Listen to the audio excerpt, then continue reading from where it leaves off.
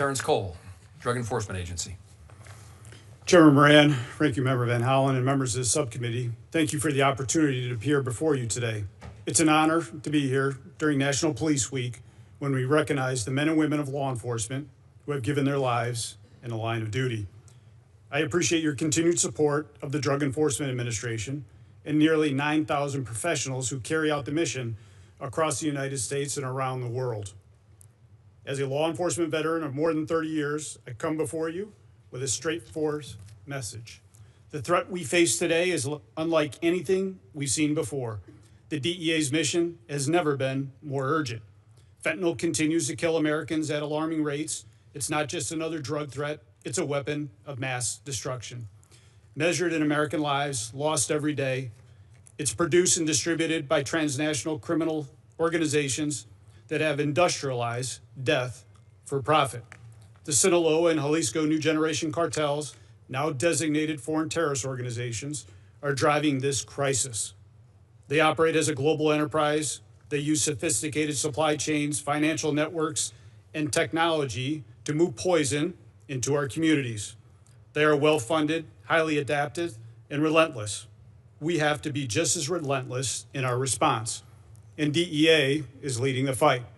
We're taking the fight directly to these organizations with aggressive, intelligence-driven enforcement.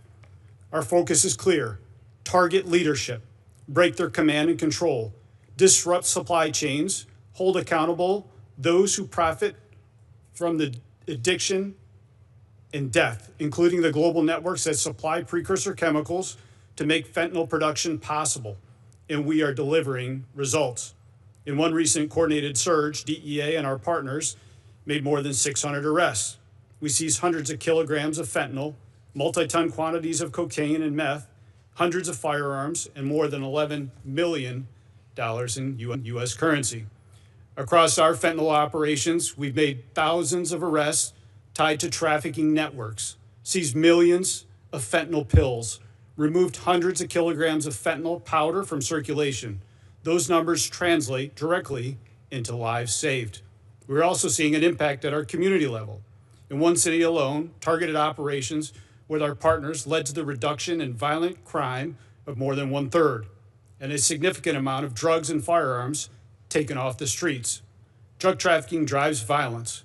When we dismantle these networks, we're not just removing drugs, we're making communities safer.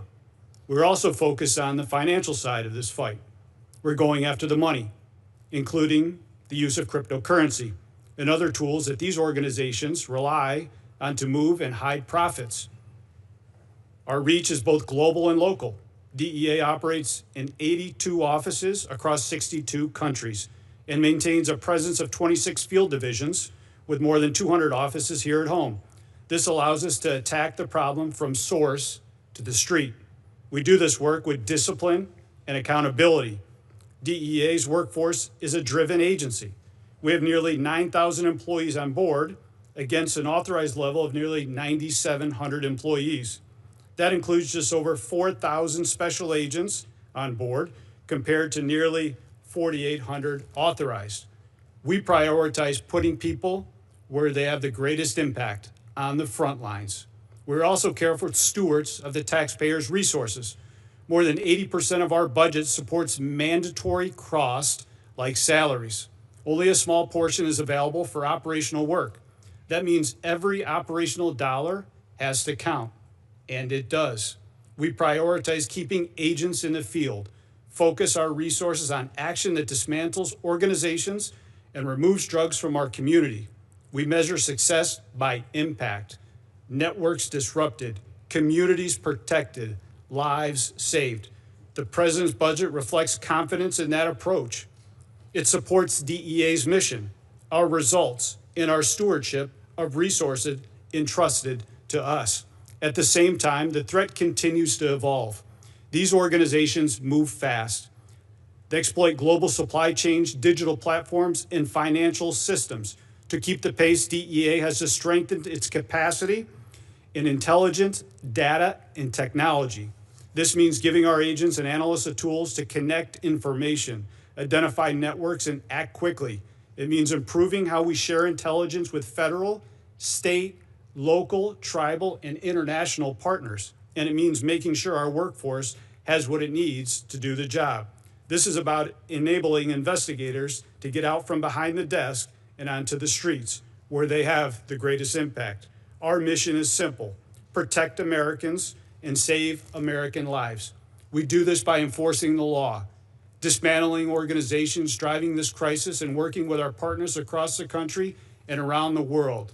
The men and women of DEA understand what is at stake. They see it every day. They carry out this mission with professionalism and purpose. With your continued support, we will stay on the offensive. We will keep pressure on the cartels. We will continue to disrupt networks driving the fentanyl crisis. And we will continue to protect Americans with the resources you entrust to us. Thank you, and I look forward to your questions. Thank you, Administrator.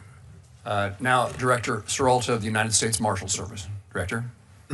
Thank you, Mr. Chairman, subcommittee members. Good afternoon, and thank you for the opportunity to testify on behalf of the United States Marshals Service fiscal year 2027 President's budget request. The United States Marshals Service occupies a uniquely central position in the federal justice system. While protecting the judiciary, we're also the enforcement arm of the federal courts, involved in virtually every federal law enforcement initiative. Further, we are the federal government's primary agency for fugitive investigations and have the broadest arrest authority among federal law enforcement agencies. The U.S. Marshals Service has been at the apex of federal judicial protection, investigation, and enforcement with vast mission responsibilities such as witness protection and prisoner management as well. The United States Marshals Service is unique from all other agencies and has no control over the workload for our primary mission: protecting, defending, and enforcing the American justice system. For example, we cannot control the number of threats to our protectees and the subsequent required protection details.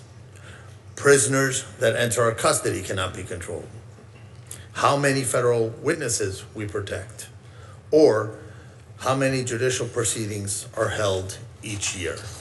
We're excited to work with you in advancing the United States Marshals Service forward in fiscal year 2027.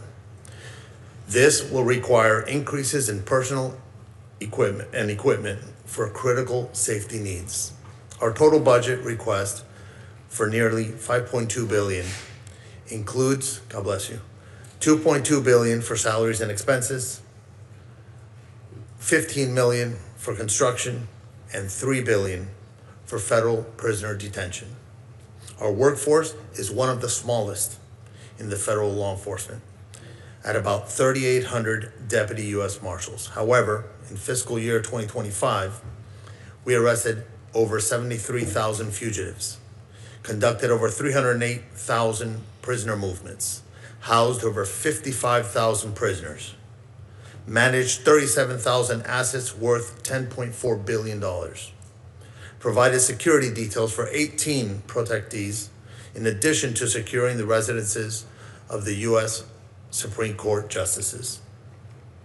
Our continued success depends on our ability to provide the appropriate funding and personnel to support our missions. The fiscal year 2027 President's budget request maintains and advances funding for core activities. The U.S. Marshals Service requests program increases of $478 million for salaries and expenses appropriation to support the addition of 918 positions, of which 645 positions are for much needed Deputy United States Marshals. The budget request increases funding for judicial security and protective operations, establishes a protective equipment program, provides permanent resources for safe task forces, expands immigration enforcement, right-sizes fugitive task forces, and institutes a cyclical replacement of vehicles.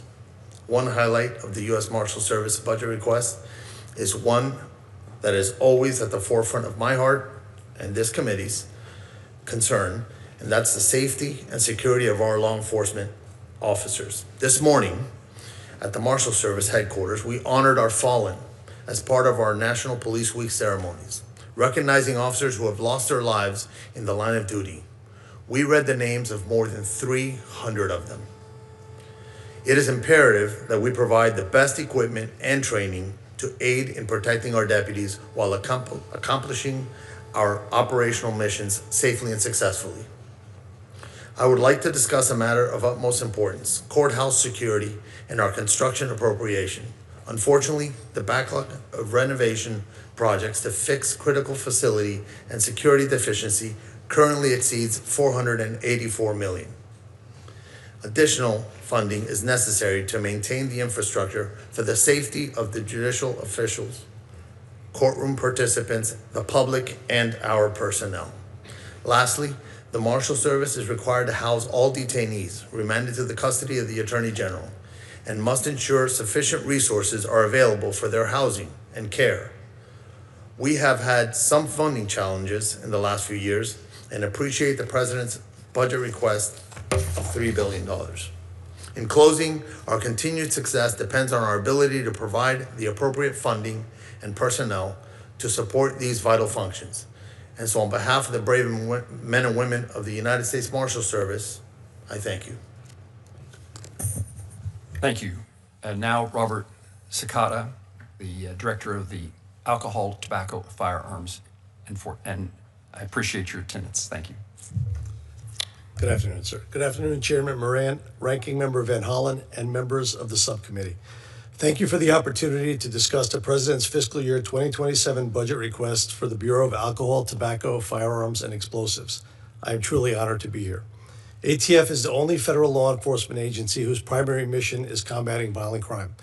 We arrest violent criminals, disrupt firearms trafficking networks that arm gangs and cartels, investigate bombings and arsons, and deliver world-class forensic and intelligence services to state and local partners, all while protecting the Second Amendment rights of law-abiding Americans.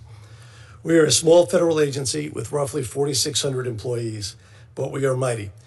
Our actions speak for themselves. Since January 20th, 2025, ATF has arrested over 8,700 criminals and seized nearly 44,000 firearms. Approximately 5,100 were interdicted before they were trafficked into Mexico. Just over 2.7 million rounds of ammunition and more than 28,300 illegal explosives were also interdicted and seized as evidence. ATF also investigated more than 3,500 arson and explosives incidents and deployed the National Response Team to 22 callouts, including the Palisades wildfire in California. We completed more than 11,000 FFL inspections and processed nearly 856,000 firearm trace requests for our state and local partners. We've also been very busy making operational improvements to our e-forms processing times.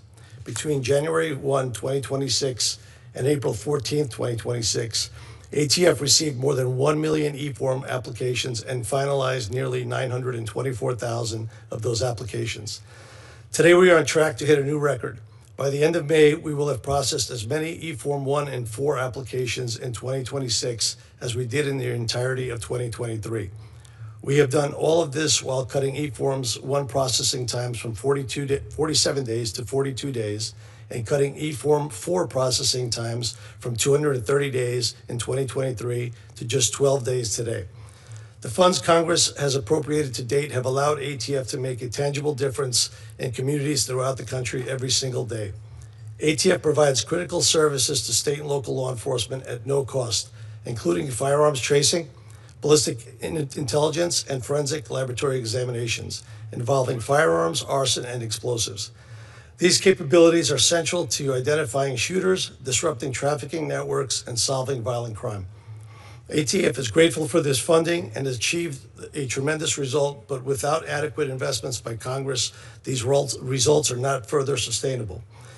That is what makes the President's FY27 budget request for ATF so important. It totals $1.652 billion for salaries and expenses with 4,749 full-time equivalents. It is what ATF requires to sustain our mission. Notably, the administration's budget includes 2 program enhancements, $7.8 million for NIBIN and $25.8 million for combating gun violence. The NIBIN enhancement will enable ATF to replace aging ballistics imaging equipment and expand correlation services to additional sites. This would ensure timely investigative lead generation, allowing law enforcement to identify and apprehend violent offenders more effectively. The Combating Gun Violence enhancement will enable ATF to add 86 positions, including 60 special agents, to support the expansion of firearms trafficking task forces along the southwest border and increase ATF's ability to identify, disrupt, and dismantle cross-border smuggling operations. If enacted, the administration's budget will enable ATF to sustain core capabilities, modernize critical infrastructure, and continue providing and expanding access to services for law enforcement partners, allowing us to continue focusing on our unique mission of combating violent crime. The Senate has been a staunch supporter of ATF's mission. I'm deeply grateful for that. I look forward to continuing to work together. I thank you all again. I look forward to your questions. Director Sakata, thank you very much. We'll now begin with a round of questions, and I'll begin with you, Administrator Cole. I just returned from a visit to China, where in conversations with Chinese leaders, we again push the issue of precursor chemicals and their import to Mexico and ultimately the drugs to the United States. I've also been to Mexico and met with the leadership there to encourage them to discourage China from continuing to import those precursors. What's the DEA? What are you doing as the administrator to engage those foreign partners in China as well as other places, India, for example, to break down this supply chain? Senator, thank you. And DEA is laser focused on targeting and disrupting the supply chain out of China as well as in India.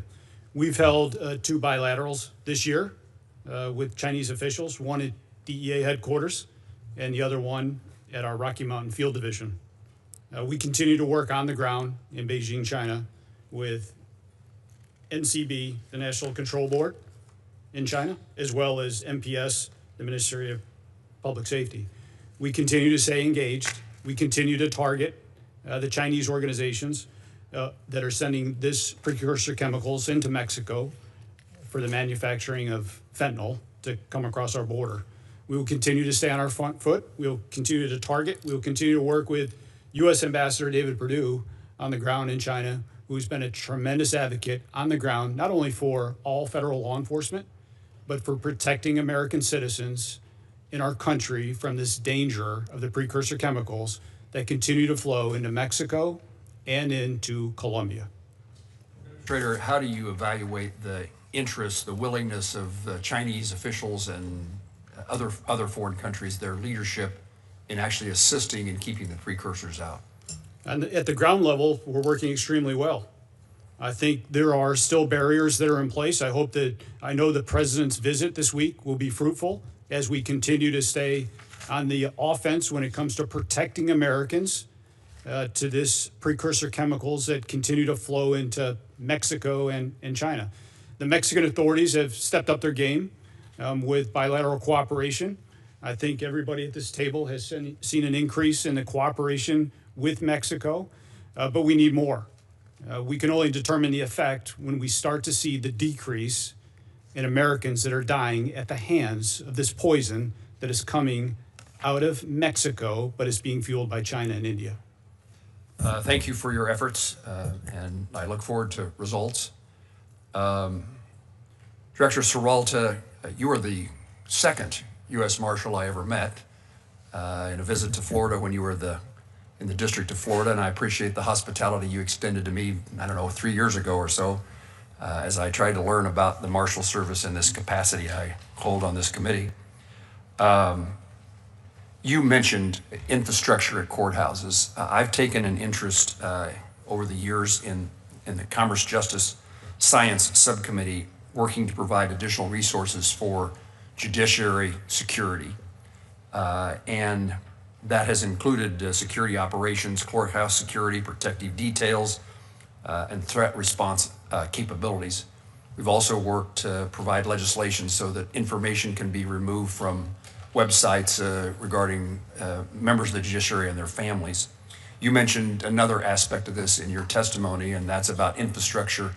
I leaned back to my staff to ask if this subcommittee has jurisdiction over infrastructure at courthouses, which I didn't necessarily think we did, but we do because it comes out of your budget. So I wanted to give you the chance to highlight, for me at least, what's the current circumstances that our judges and court officials face in regard to threats? And if you want to re-highlight for us the things that we might do to be helpful to make their persons more secure. Thank you, Senator Moran. It was a pleasure to have you in Florida. I hope to do that again sometime. You did that never knowing that you were going to be the director of the U.S. Marshals I did not Service, know I that. assume. Correct. So our judicial security protective operations is due to with the president's budget to have an increase of $34.6 million. And that's going to strengthen and expand the protective operations mission by adding more dedicated teams and allow the USMS to surge resources when threats necessitate enhanced judicial security. But you bring about the question about the construction backlog, which I mentioned in my opening. The construction backlog is $484 million, and that includes 30 million of it for prisoner elevators. So anytime we have to take a prisoner through a different elevator or up the steps, we risk the prisoner injuring himself or someone being injured by having the prisoner walking in unsecure locations. So it is a serious concern. It is something that I believe goes to the judicial security as a whole. The Marshals Service mitigates and we triage what areas we work with first with the input of the judiciary. You would take just one more minute before I turn to Senator Van Hollen. What threats, what's the significance of the threats members of the judiciary and their court officers face today? Is it changing?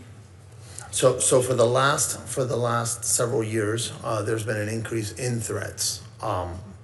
Any threat that is a viable threat to a judge, to us, is serious business. It's something that we will investigate and arrest individuals and seek prosecution on. So there has been an increase in threats. It's been over the past several years, and it's fueled primarily by social media, where folks can be brave on the internet, yet when we go meet up with them, they're not so brave. Thank you. Senator Van Hollen. Thank you. Director Cicada, you hold a position of public trust. You agree that you should lead by example and be held to at least the same standard of conduct as you expect of ATF agents. Yes, sir. And would you agree that if one of your agents was unable to perform his or her duties because of excessive drinking, you would need to take corrective action or disciplinary measures? Yes, sir. Director Serolta, same question for you with respect to the U.S. Marshals Service. Do you agree with the responses from Director Cicada? Ranking Member Van Hollen, that would be correct. I would do that after a thorough investigation by our internal affairs. Administrator Cole, same question to you with respect to the DEA. Yes, sir. I would echo what Rob and Gaddy have said. After a thorough review by our OPR, Office of Professional Responsibility, yes, sir.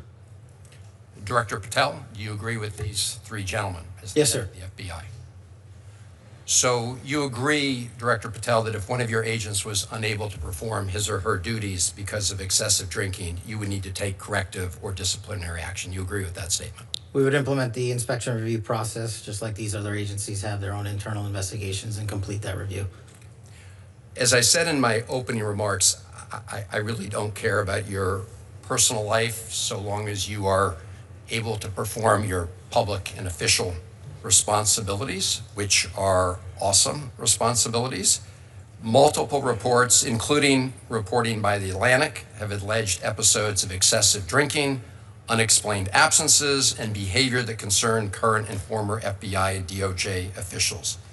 You have publicly denied those allegations and filed a defamation lawsuit. So today, as you testify before Congress? Is it your testimony that those allegations are categorically false? Unequivocally, categorically false. So there have been no occasions during your tenure when FBI personnel were unable to promptly reach you? Absolutely not. You can ask my entire workforce. They hear from me at every single hour of the day, as do these great gentlemen here, as do the men and women of the interagency and state and local law enforcement and the White House.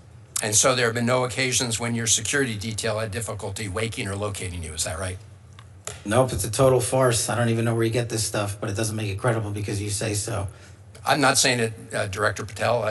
It's been written and documented. You are literally saying it. No, I'm saying that these are reports, Director Patel. No, And unlike I your will baseless say, reports, Director the only person that Patel- was slinging margaritas in El Salvador on the taxpayer dollar with a convicted gangbanging rapist was you. You know, the only fact person that of ran up a Director $7,000 bar tab in Washington D.C. at This the lobby bar suggests to me- was you. this so the only suggests individual to in this me that room the that has allegations been are drinking on true. taxpayer dime during Are the you day polygraphing? is you.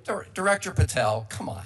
These are serious allegations that were made against you. They're The in a allegations lawsuit are that you false. filed. You drinking margaritas with a gangbanger Actually, is true and on it video. just goes to show you don't- running a this $7,000 goes- bar tab at the lobby bar Director Patel, has been filed by your own this office. goes to show- drink during the day. That's you. Mr. This is Chairman- the ultimate example of hypocrisy. Chairman- I will not be tarnished by baseless allegations let me and ask fraudulent questions. statements from the media. The fact that you mentioned that indicates you don't know what you are talking about. Now, here, Director The only thing I Patel- know is you're the one drinking margaritas with felons. Actually, that's a false statement, and I'm asking you about your statements. I've answered that. And I'm asking you about a particular report. And It's it- not a your report. testimony is, so let me ask you this. Are you willing to take the test, that it's called the audit test, that members of our active duty military and others take to determine whether they have a drinking problem? I'll take any test you're willing to take. I will take it, Director Patel. I'll take it. You ready to take it? Let's go. Yes or no? Let's go. Side I'll by take side. it. I'll take it. All right. I think that the fact that you're so, have you ordered polygraph tests of members of your team to determine how that story came about? The FBI conducts polygraph tests all the time. No. Have you ordered polygraph tests for members of your team to determine who was the source of the stories that I'm asking you about? I don't order any polygraph tests. There's an internal inspection review process for any and all leaks, especially of baseless information at the FBI, that's been in place for the last 30 years. Those processes are followed by career intelligence and agents on the ground. So I'll take that as a yes, since you said that these were unauthorized disclosures. I have another round of questioning regarding your firing people who were important to gathering intelligence with respect to Iran, but I'll wait for my second round. Thank you, thing. Chairman. Senator Collins, we're pleased to have the chairwoman of the full committee with us. Thank you very much, Mr. Chairman. Director Patel, the proliferation of illegal marijuana grow houses connected to transnational criminal organizations originating in China is an ongoing problem in the state of Maine. A DHS memo in 2023 estimated that Maine had as many as 270 Chinese-backed illegal marijuana operations, producing up to an estimated $4.3 billion in illicit revenues. Since then, thousands of pounds of illegal marijuana have been seized, primarily because of the tireless work of our Maine sheriffs and local law enforcement in Maine.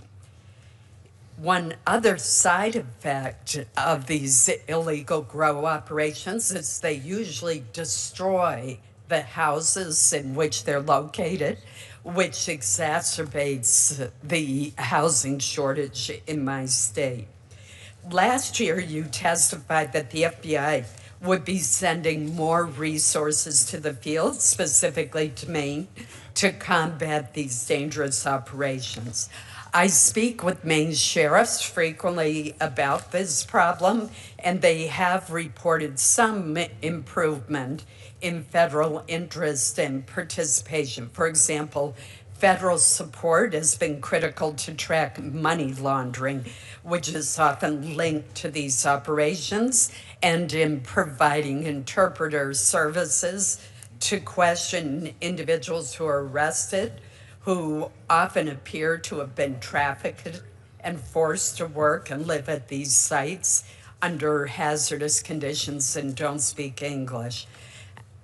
Bring me up to date on how the FBI is working to address these dangerous grow houses that are operating not just in Maine, although we're a particular target, but Oklahoma, California, and other states as well. It's essential that we have support from FBI, from DEA, from Treasury. This has to be an all of government effort to close these operations down.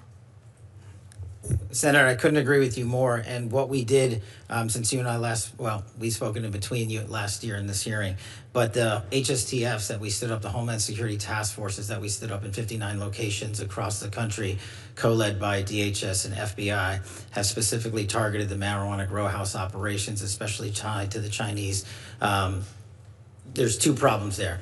The Chinese nationals that are doing most of the criminal activity related to the grow houses have either severed ties or covered their tracks very well, and has led us to be unable to determine their direct connectivity. I'm not saying it doesn't exist, back to mainland China. That's kind of their MO on how they do, whether it's grow houses or any other criminal activity.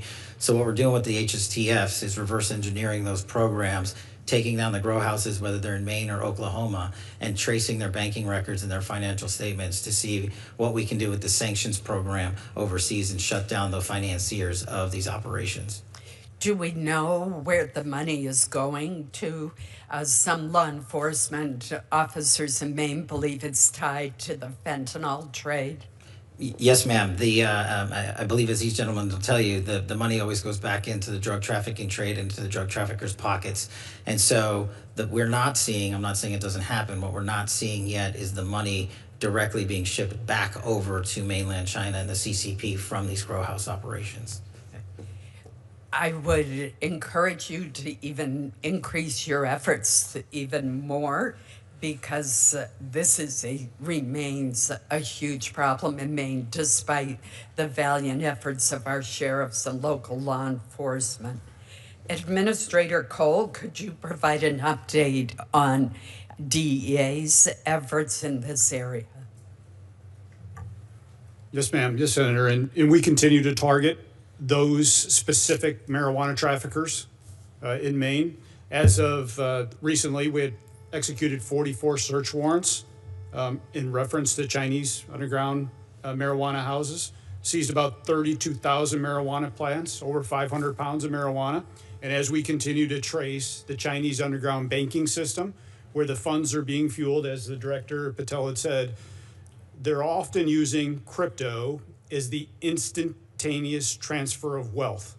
And what that requires our skilled investigators to do is to pull those findings off the blockchain, but to specifically look at 1, 2, and 3 tiers removed to help identify exactly where those illicit gains are going to. We continue to stay on the offensive. Recently, with our Bangor, Maine office, we've identified up to 250 potential locations where this is occurring. So this is ongoing cooperation with our state, local, tribal partners and our federal partners, not only through our efforts, but the efforts of the Homeland Security Task Force that has come together. We will stay on the front foot. We will continue to target and investigate and bring them to justice. Unfortunately, they are embedded, which requires long-term, complex conspiracy work to continue to eradicate not only the poison of the narcotics, but the environmental dangers that they bring to these grow houses. So we will continue. We will keep you posted, Senator. My team is happy to follow up with your team to give you progress and update reports. Thank you. What I have found is a lot of time constituents who live near these houses know what's going on. I mean, all of a sudden, the windows are covered. They see people going in and out at odd hours. They can smell, in some cases, the marijuana. These are not the licensed operations that are legal in Maine.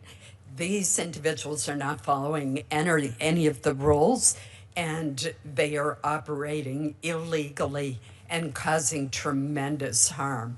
The fact that your latest reporting shows that there's still 250 houses, and that's probably an underestimate, it shows how incredibly serious this problem is. And again, think of the affordable housing crisis in Maine, in Oklahoma, and other states. These are houses that become uninhabitable because of the amount of black mold that is usually inside of them.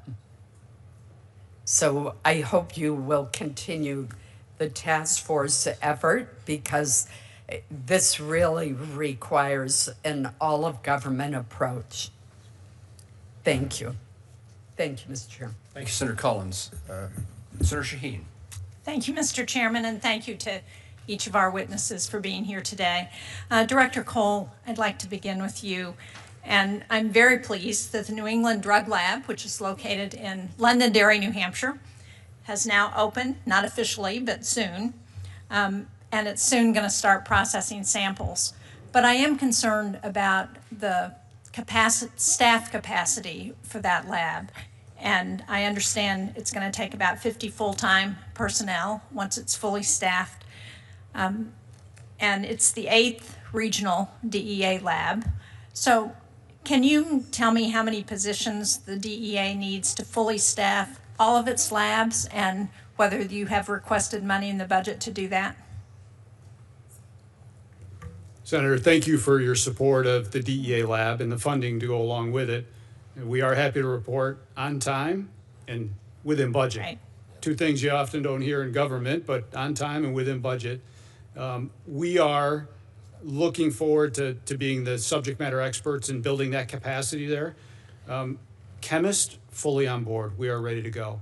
We are currently hiring the fingerprint specialists that are going to be required, but we're committed to have that lab fully staffed to service the men and women of local, state, and tribal law enforcement as they continue to identify new synthetic strands of opioids that continue to arrive in the United States from Mexico that are being fueled by China.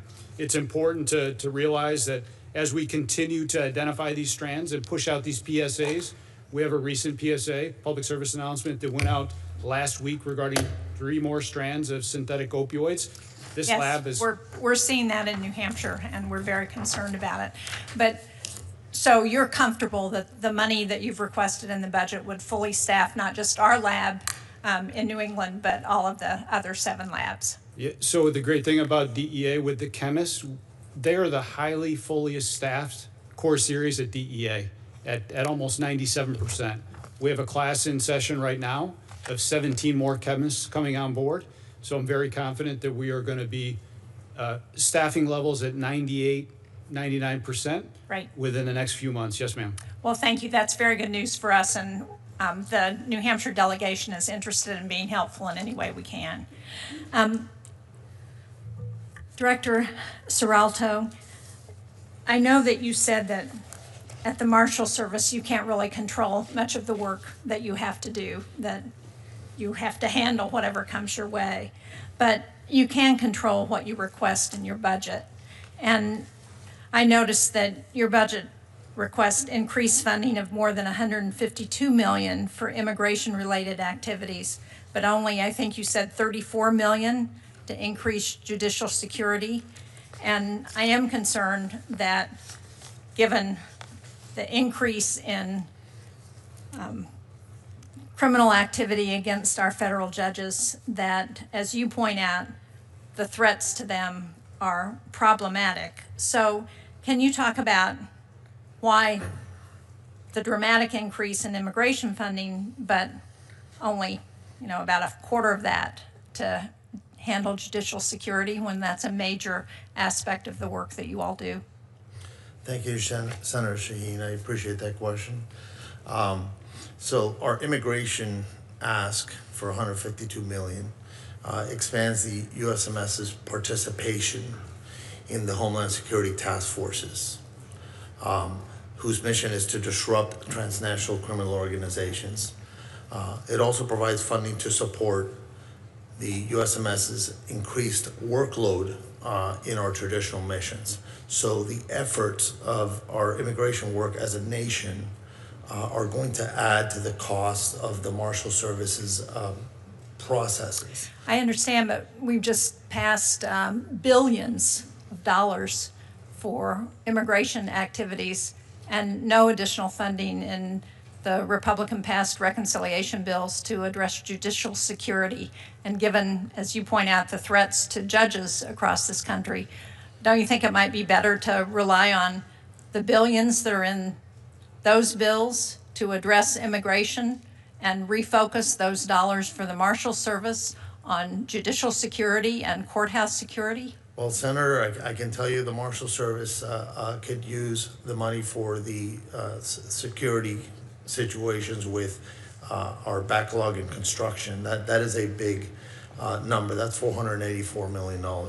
Right, I understand that. So who made the determination that you were going to increase immigration funding by such a large amount?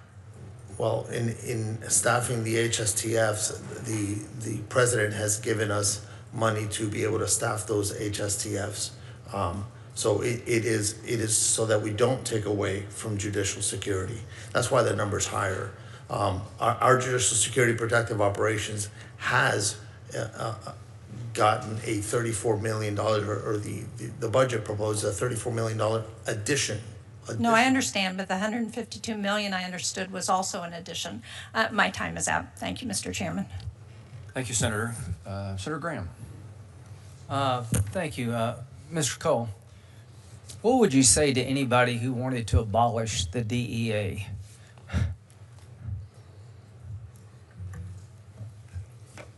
Well, I would have them take a look at our direct workflow currently, where last year we seized close to 757 million fentanyl pills in the United States, close to $900 million in U.S. currency that came from drug traffickers.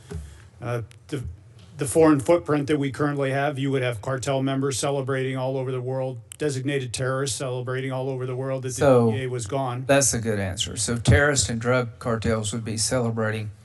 So I just want to say to the men and women of the DEA, thank you. I think you make our lives eminently safer. You're doing things that most of us wouldn't want to do and in the shadows. So I just wanted to get on the record my view that you perform a very important function. Director Patel, when you look at the threat streams against our country, are they going up or down? The threat streams over the last year in general have gone up over the last few years, which is why you've seen the resulting amount of violent criminal arrests. If we're arresting 44,000 people, which is twice as many as the year before, that's because there's a lot of violent criminals running around America. But the good news is that the FBI, along with these men and their agencies, are doing the work and arresting people at record levels: gangbangers, narcotics traffickers, sex traffickers, terrorists, and those that pose the greatest threat to our national security. During the Biden years, they say 11 to 15 million illegal immigrants came into the country. Are you familiar with that reporting? Yes, sir. So what are we supposed to do? Just ignore it? Well, you don't want to ignore it, do you? not at the FBI, no, sir. Good. I mean, if you had 11 to 15 million people coming in illegally, you'd want to push back. Do you agree with that? Absolutely. We have pushed back. Actually, we've reduced violent crime in every one of our 50 states by an average of 10 points. Yeah, so you got to plus up the resources to deal with what happened, what I would consider a virtual invasion of our country by illegal immigrants. And to all of you on the front lines, thank you. I mean, the idea that we wouldn't want to do that astounds me. I mean, we got to get, control over our country again. Director Patel, when it comes to systems, do you think the country would be well served to have a law like I'm proposing called Logan's Law that would require states to report to the Attorney General of the United States the results of all cases involving violent crime where you could get 6 months or more, to include the charge and the plea bargain so we'd know better about soft on crime prosecutors and judges? That bill is critical to providing the information that we at the FBI house at our Criminal Justice Information Center, CJIS property in West Virginia. We are only as good as the data we're given. We don't go out and proactively and legally obtain that data from our partner enforcement agencies across the So country. you would support Logan's Law requiring Absolutely. that to be done? We need it. Yeah, I think so too. And the man who in Cambridge, Massachusetts, who shot at a bunch of drivers, he had a long criminal record. Are you familiar with that? Yes, sir. As a matter of fact, while he was on probation, he shot at police officers and not much happened to you. You're familiar with that? Yes, sir. Do you agree we need to break the cycle of catch and release and looking the other way when it comes to violent crime in this country? I think catch and release is the #1 cause of recidivist violent crime in the history of the United States of America. Okay. When it comes to the FBI, how's morale? I'm sorry? How's your morale at the FBI? Morale has never been better. When I go across the country and I talk to the line agents and the intelligence analysts and professional staff, I travel around the country, I talk to our state and local partners, they tell me one thing resoundingly: we're finally going to do the work that we were asked to do with the resources that we needed to get the job done. And that's what this administration is focused on, and that's why you're seeing the results that we talked about. Mr. Cole, do you think we're seeing dividends from your focus on illegal drugs and cartels and all the above? Absolutely, Senator, and we will stay on the offensive, whether it's taking Nicolas Maduro out of Venezuela or capturing the next Chapo or helping coordinate the next Mencho operation. We will continue to target those foreign terrorists that are killing Americans. Do you agree that the Maduro operation not only was flawless, it sent a new message that a new sheriff's in town and created deterrence we haven't had before? I think it sent one great message to everybody in the Western Hemisphere and the dictators and foreign terrorists around the world that they will be held accountable for sending this poison to the U.S. Thank you all very much. Senator Coons. Thank you. Thank you, Madam Chair. Thank you, Chair Moran, Ranking Member Van Hollen, Senator Murkowski, and I appreciate each of our witnesses for being here today. During National Police Week, I just wanted to express my particular appreciation for the men and women of each of your agencies. When I was county executive, I was responsible for the second largest law enforcement agency in our state, and our partnerships with Marshals, ATF, DEA, FBI, and many other elements of federal law enforcement were really critical to our investigations and working to advance security in my home community. In just the last few months, the Newcastle County Police have worked with the FBI to arrest a suspect who had both plans and weapons to carry out a mass shooting at the University of Delaware. Worked with DEA to investigate methamphetamine distributors. Worked with the Marshals Service to arrest a suspect with a warrant out for attempted murder. These are just a few brief examples. I have other topics to get to, but if each of you could just briefly tell me, what are your plans for strengthening your partnerships with local law enforcement, and what more do you need from Congress to execute on those plans? Director Patel. Thank you, Senator. One thing we always need more of is data from state and local. Anything we can do from a legislative perspective at the federal state level to get us that data so we can ingest the data and get it back out to our partners, that's critical. What we're doing to expand specifically at the FBI, for the first time ever, we stood up our LEPIC, our Law Enforcement Partner Engagement Council. So I didn't want to just hear from police officers from around the country by email and phone call. I embedded 10 officers and sheriffs and tribal officers permanently at the FBI because they're the best connected. And so for us, that's the best way forward, along with getting out into the field and making sure our field partners see and feel us and touch us and tell us what their problems are. Thank you, Director. Senator, more connectivity to our state, local, and tribal partners is the utmost importance at DEA. Due with the significant change in the landscape with synthetic opioids, with more methamphetamine pills coming in, more cocaine coming in, it's important that those state and local counterparts, the men and women that are on the front lines every single day, have the same intelligence and the same information that the DEA does. Part of this is coming from our capacity to build foreign partnerships.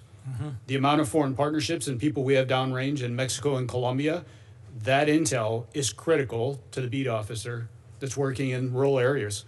So we have to continue to be better partners, continue to be more engaged, and respond when they call for help to address violent criminal activity. Director Seralto, I'm going to interrupt myself. I appreciate the work that you and the Marshals Service do to keep federal judges safe, but there's thousands of state and local judges who don't have the same intelligence network, the same resources. I'm proud to co-sponsor a bill with Senator John Cornyn that would create a new state judicial threat intelligence and resource center.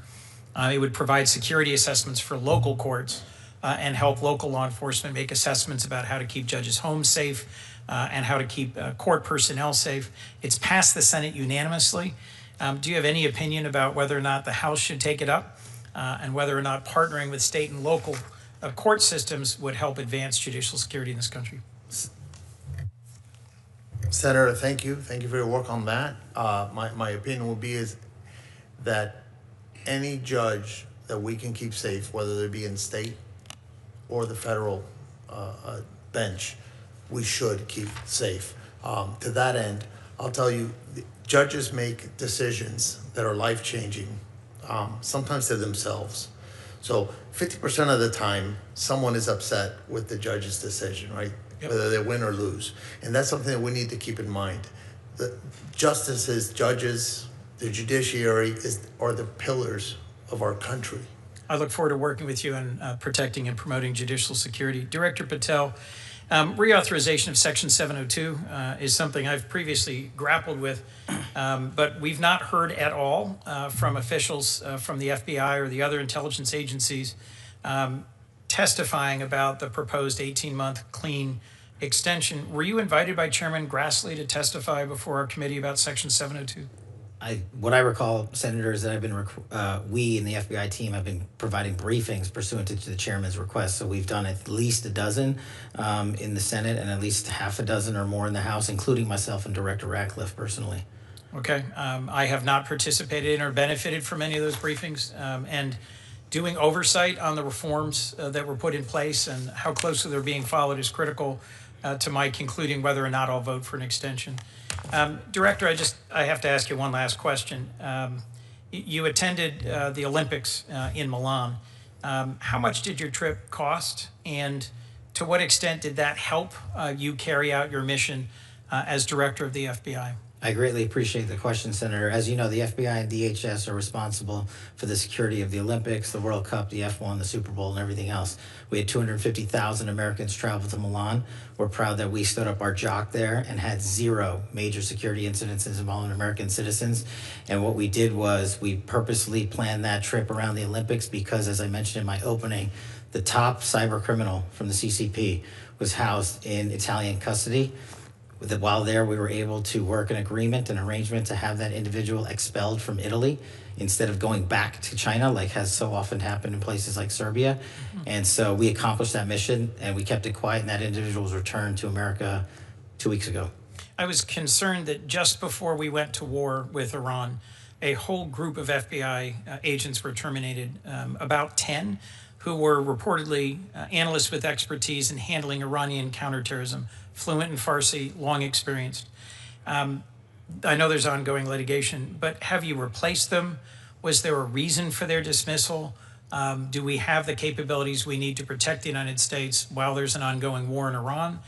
The public reporting as to the reasons for their dismissal I found deeply troubling. Well, as I've addressed earlier, I don't believe the public reporting is accurate. What we did do for the first time in FBI history is stand up the Iran Threats Mission Center that is housed inside the FBI with our Iran experts, including intelligence and analysts and agents, and we have seen a 47% increase in the arrest of Iranian spies. Do you disagree that there were 10 Iran specialists dismissed right before the war began? Yes. Senator Hagerty.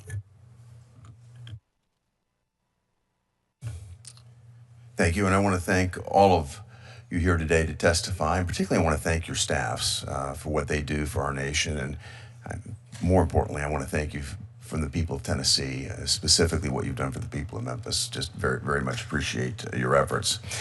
I'd like to talk with you all about how this administration is making Americans safer and how it's demonstrated its capacity through its transformative impact on crime in a great city, Memphis, Tennessee. Memphis boasts a rich cultural history, wonderful people, and community leaders that are dedicated to their city. It's a hub for major logistics and medical device manufacturing, and it's now also home to advanced technologies like XAI. But it's been troubled by serious violent crime. Director Patel, I remember in December of 2024, we had a conversation about how Memphis needed an all-hands approach to deal with this situation.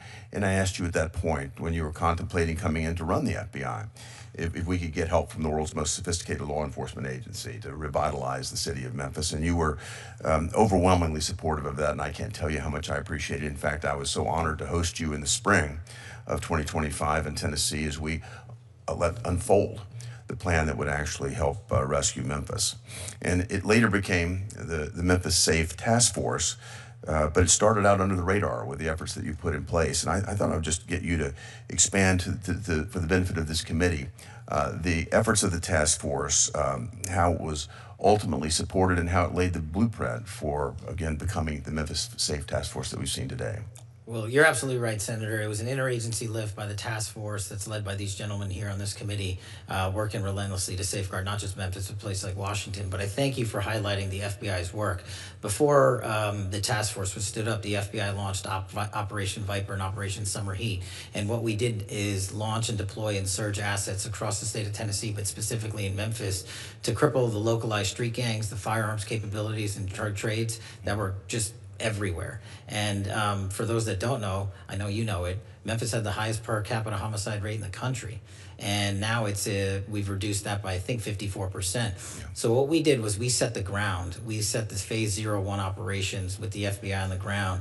And thanks to the brilliant leadership of Director Serralta and the President's task force, we completed that mission. We're doing Operation Viper in 24 separate states because we want to replicate what we did in Tennessee to everywhere else. And so we're welcome to partner up with anyone that wants to replicate that. I applaud that. I just like to say, though, I've seen the great success, and I know more to come, but to make certain that it's permanent, Director Patel, I want to make certain that you've got the resources and the flexibility that you need from this committee to make that happen.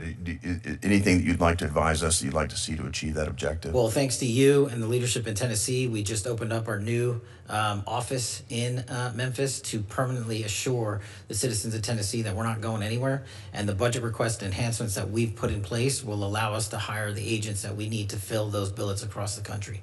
Yeah, that's a nice reversal from previous policy. Thank you. And thanks for all of the effort. Director Serralta, I'd like to turn to you. Certainly things didn't stop with the FBI's crime task force. That effort laid the groundwork for the president to issue an executive order establishing Memphis Safe. Director, given your direct involvement, can you walk me through the results of Memphis Safe task force from your perspective and where you see it going from here? Thank you, Senator. Thanks to your support and that of your colleagues and local government there as well. It's been highly successful. So the president's decisive action in Memphis proves that when federal government partners with local government leaders, we can turn the tide against failed experiments in criminal justice reform and make America safe again. Since launching on August 1st, 2025, and as of April 30th, 2026, I am pleased to report that the operation has yielded 8,701 total arrests by federal officers, averaging 40 per day, including 64 for homicide, 957 for narcotics, and 791 for firearms violations. We've seized 1,426 illegal firearms in Memphis alone, an average of 6 per day. That could have fueled more shootings, assaults, or worse in that city. I'm looking actually at one of the records. We had a daily report on this, and I would commend this to my colleagues. This is amazing work that you're doing. Thank you, Director. I hate to cut you short, but I just would like to ask you one other question. It's a glaring example to me when you have cooperation from a state, from a city, what can happen, and the results that you just went through, dramatic improvement. Rather than calling our law enforcement Gestapo, like we've heard in some other parts of America, we've embraced the help, and the results have been dramatic. And I'd just like you to share with us the response you've received from the people of Memphis. So it's 31 agencies working together. That includes state and local and federal. And the operation has had significant positive impact on the lives of the Memphis residents. The city residents and visitors are now visiting the downtown area. Local businesses are rallying back. There's been large-scale public events have also shown improved safety outcomes.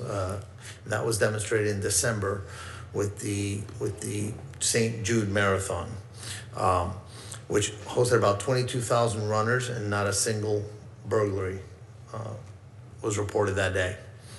And that's different and compared to other years. Perhaps the most telling is one of our special assistant United States attorneys recently reported that a traveling emergency room doctor expresses appreciation for what the task force has done. He said that in recent years past, he would have approximately 3 to 5 gunshot wound victims per shift. And now he sees an average of 1 gunshot victim every 3 or 4 shifts. It's dramatic. We've made an amazing impact, and the fiscal year 2027 President's budget request includes a vital program increase for us, $76 million for 200 positions. This is to have that staying power that you were talking about earlier with Director Patel. Thank you, Director Siralton. I just want to say again, I want to thank all of the employees of the 31 agencies that have made Memphis safe again. It's an example that I hope my colleagues here on the committee will look to and say this is a true example of where cooperation can make a difference here in America, and you have transformed a city for us. Senator Murray. Thank you very much. Manners. Thank you for joining us, Vice Chairwoman. No worries. And I appreciate your presence. Thank you very much, Mr. Chairman. Director Patel, I want to start by recognizing important work by the FBI to crack down on fraud. In one case, the FBI helped bring justice multiple former business owners who orchestrated a $205 million Medicare fraud scheme on the American people. And those business owners filed nearly 1 million false claims for services that they never provided to any patients, literally stealing from American taxpayers and preying on vulnerable people who were suffering from Alzheimer's and dementia and substance abuse. But thanks to the FBI, those crooks were held accountable. So I just wanted to ask you today if you would pass along my gratitude to those FBI agents for their tireless work bringing those criminals to justice. I will, ma'am. The fraud work is often overlooked, and I greatly appreciate that. And very important. But I do have to say, unfortunately, President Trump, the guy who says he's going after fraud, granted this man, Lawrence Duran, clemency last June. He was set free and let off the hook for the $87 million he owed in restitution. And Trump granted clemency to Duran's business partner last February, cutting well short her 35-year prison term. He literally undid the important justice work the FBI served and let fraudsters off the hook, and I find that deeply disturbing. With that, I want to say, I want to take a moment to reiterate the important role of DOJ law enforcement in keeping all of us safe. Those agents and deputy marshals are absolutely critical to making sure public safety and solving crime. But I worry that instead of pursuing these child abusers or terrorists or drug traffickers or other criminals, you have our agents spending time carrying out Stephen Miller's mass deportation agenda and harassing families and children. I want to ask you, Director Patel, how many FBI agents have been reassigned to work on immigration enforcement? No one at the FBI has been reassigned to work solely on immigration, ma'am. Well, I would differ with you because according to the Cato Institute, more than 2,000 FBI agents were reassigned to work on immigration enforcement in 2025. By the way, it's not just the FBI. More than 2,000 agents from the DEA, more than 600 from the Marshals Service, and more than 1,000 ATF agents are spending their time on immigration enforcement. That has really pulled critical, highly trained assets off of work to keep our communities safe from drugs and guns and other threats, and I find that deeply disturbing. Now, Director Patel, I want to ask you about a number of extremely troubling stories recently about your leadership and temperament and what's happened to the FBI with you at the top. And in response to all the concerns about your leadership, instead of righting the ship, you've taken to polygraphing your employees to scare them and attempt to rat out leakers. There are reports that you're using FBI resources to investigate journalists for reporting what's going on. And that is absolutely not what this committee intended when we funded the Bureau. So can you commit to this committee today that no agent hours have been pulled from other work like counterterrorism or violent crime investigations to work on matters related to negative press about you or your personal lawsuit? Senator, I greatly appreciate the question, and I can tell you unequivocally, this FBI is targeting and investigating no journalists. This FBI is targeting no journalists. The Obama and Biden administrations targeted dozens of journalists, sent out 1,200 interviews. I didn't ask you about the And- Biden administration. I asked Well- if you can commit to this committee that no agent hours have been pulled from other work. We have not done so. Okay, well, there are reports that are using FBI resources to investigate journalists. You are saying to this committee today that that is not true. That's correct, ma'am. Okay, well, let me just say, Director Patel, we need a serious budget, but we also need serious leadership. And I will say this, there is one clear priority in Trump's overall budget, and it isn't law and order, it is war. Because while Trump is proposing cuts to programs that really do keep people safe, he wants to increase war spending by $500 billion. And I don't need to tell anyone here we are not going to bomb our way to safer communities. So I intend to help rip that budget up and write bills that keep families safe. But beyond that budget, we need serious leadership at the FBI that the American people can trust. And I am deeply concerned about the reports that your leadership has not been serious. We need somebody at this agency who's focused on solving criminal cases, not passing out branded bourbon or jetting around the globe.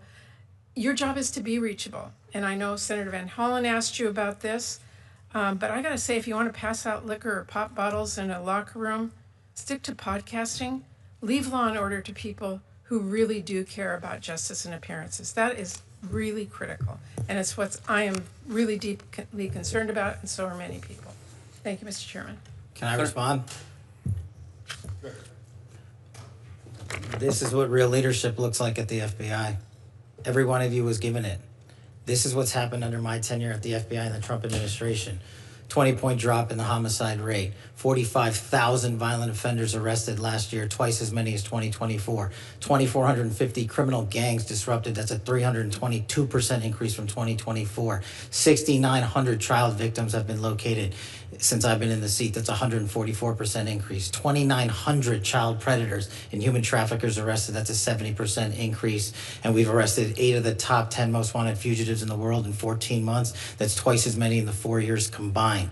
That is what the men and women of the FBI are doing, well-resourced. Everyone should take a look at this. If people want to continue the baseless, fraudulent, false personal attacks at me, that's great. Keep the target on me, as I've always said, but the mission has never been better. Mr. Chairman, if I could just respond to those. Senator Murray. I appreciate the work of our FBI agents, but leadership, serious leadership, is a concern. And we are seeing the pictures of passing out branded bourbon and what happened at the Olympics, and jetting around the globe and all of the rest of it. And that, I will say again, Mr. Chairman, is of deep concern to me. Thank you, Mr. Chairman. Thank you. Senator Fisher. Thank you, Mr. Chairman, and thank you, gentlemen, for being here today. I'd like to begin with the agency that you lead, Director Patel. Over the past decade or so, the FBI has come under intense and justified scrutiny for perceived and actual misuse of agency personnel and resources for political objectives. Director Patel, what steps have you taken to refocus the Bureau to its core missions of counterterrorism and counterintelligence on federal law enforcement and on criminal justice? Thank you, Senator. I think the weaponization of law enforcement that you spoke of was caused by the centralization of the FBI in the National Capital Region. What I mean by that is, before I got in the seat, over 1/3 of the entire FBI workforce was located in the National Capital Region. When I got here, I put 1,000 agents into the field permanently. Every single state got more agents than they've ever had. Behind that, I sent 300 intelligence analysts into the field permanently. Behind that, I sent 500 support staff and program managers into the field permanently. And that's only CONUS. We've also expanded our overseas footprint. So decentralizing the bureaucracy of Washington, removing the red tape in the bureaucracy, putting agents in the field in Nebraska and everywhere else is how we're getting the mission done. And no one at this FBI is allowed to politicize or weaponize law enforcement. If you do, you don't get to work there anymore. Thank you. We all know that our country faces mounting and increasingly complex threats to our homeland from foreign adversaries and domestic operatives who are acting on behalf of these malign foreign interests. These adversaries have seized on several recent global conflicts to try and undermine America's geopolitical interests by sowing fear and dissension here at home. The FBI is tasked with investigating foreign and domestic threats to the United States. Director, can you tell us, how is the Bureau coordinating with other federal, state, and local law enforcement agencies, other members of the intelligence community, and the military to monitor and mitigate threats to our homeland? What we've done specifically with the Homeland Security Task Force in 59 separate locations is bring in every single agency into one roof and centralize the collected intelligence that they all piece together with their state and local partners. That's critical to the mission set. We've also done things like stand up the C4, the Counter Coordination Fusion Cell in Southwest Arizona, specifically targeting the drug trade with embedded DOD on a DOD facility, on DOW facility. So we're leveraging all capabilities across the board. Our CI and CT work could not be stronger. We have 2,000 terrorism cases at the FBI. Our CI work has expanded, not gone down. As I've said, we've arrested 44% more espionage actors from China, Russia, and the DPRK and Iran alone. And we're doing that because the interagency, including the intel community, is finally providing us with ways to turn information and intel into evidence that we can use in a court of law. Thank you, Director, and please thank the members of the FBI Yes, for me as well. Administrator Cole, from the Chinese precursor chemicals to the cartel-facilitated cross-border smuggling efforts, the global supply chain undergirding that illicit drug trade has posed a serious challenge for federal law enforcement. And the DEA and other federal agencies have made outstanding progress in exposing and disrupting various aspects of this often opaque and disturbingly well-resourced network. Administrator, I was on a CODEL with the chairman of this subcommittee in China, and the precursors to fentanyl is something that we brought up to various officials in the Chinese government. Have you seen a change in the illicit drug trade in recent years, and especially with your time at the agencies? What are we seeing on the ground? At the ground level, the teams are working extremely well, not only in China under the ambassador's leadership, but as we continue to target the Mexican cartels, Sinaloa and CG&G, that receive the precursor chemicals. We need to make sure that we keep an eye on the northern border as well. We see more precursors coming into the Port of Vancouver, coming into Canada, and the Canadians, with the Mexican cartels in country, have started producing and manufacturing fentanyl in Canada. In the last 2 months, there's been significant seizures of fentanyl in Canada. Do they cross our country to get there? They How do arrive they at the arrive in there? Port of Vancouver. Okay. And then they transition through Canada to the different source locations for manufacturing production, and then it comes across our northern border. It's something that everybody at this table is worried about. We continue to keep the pressure on China, on India, continue to target the leadership in the cartels, but very conscious of what's going on the northern border as well. Thank you, and thank you all for the work that you do. Thank you, Mr. Chairman.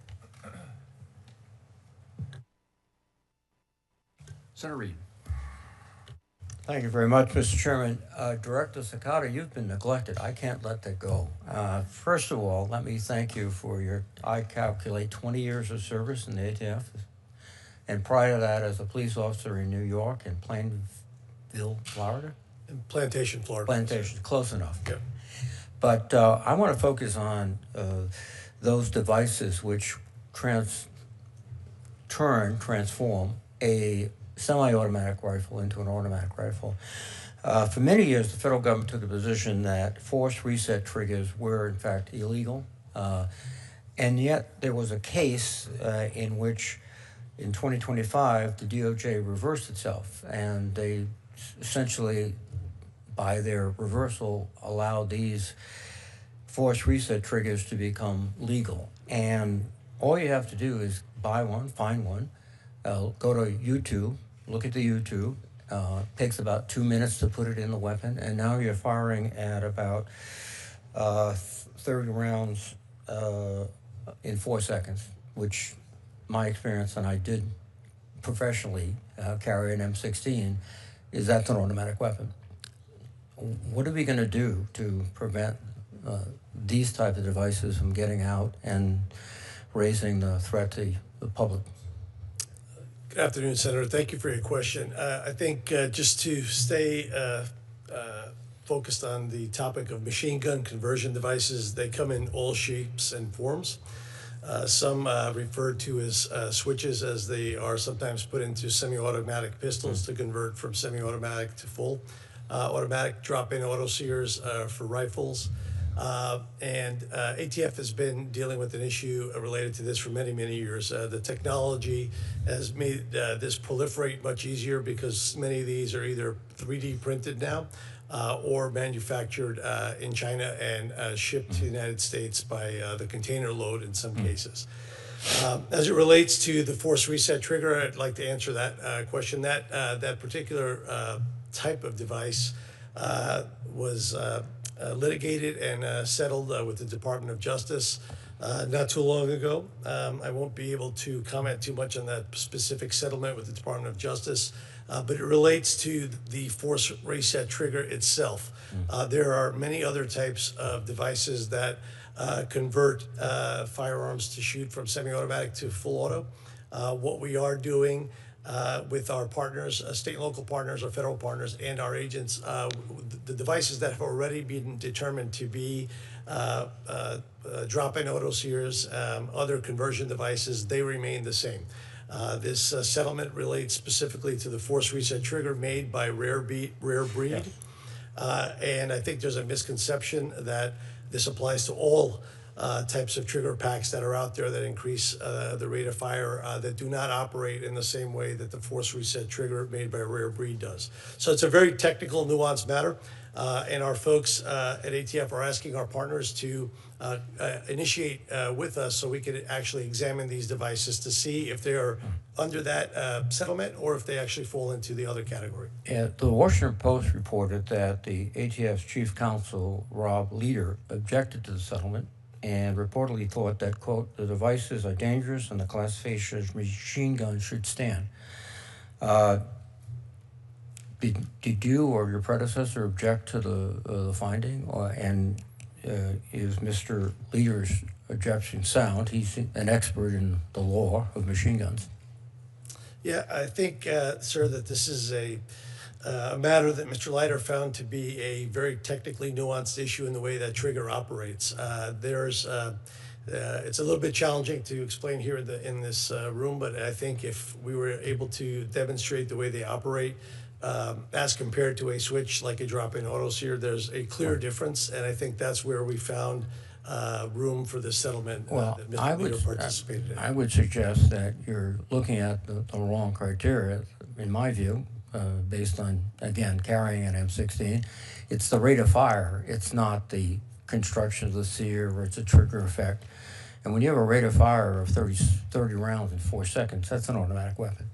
And I think that's the way you should characterize your weapons. If you need congressional support, please call me. If I may, sir, I think I understand where you're coming from, and the rate of fire, unfortunately, is not what the statute defines the machine gun by. So. Well, we should change the statute. So, thank you very much.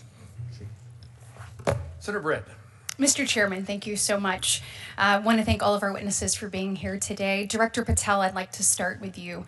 I want to just highlight some of the great work that the FBI has done in Alabama. So over the last year, we have seen the Bureau oversee the arrest of 1,187 criminals.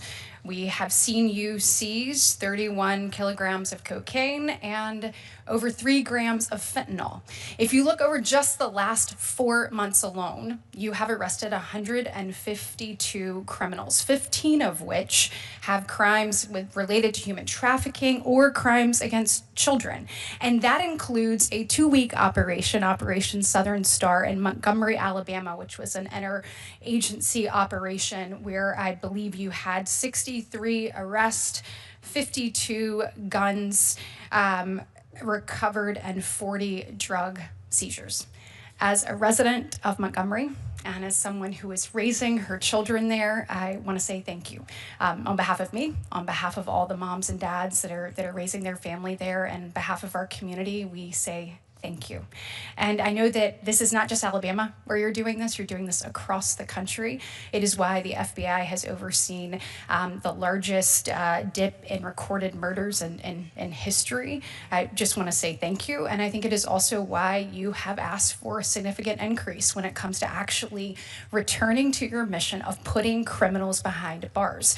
I completely support that request and just want you to kind of expand what that would do. Can you talk about how that increase would help you continue the good work that you're doing in Alabama, going after criminals, violent criminals, cartels, and others?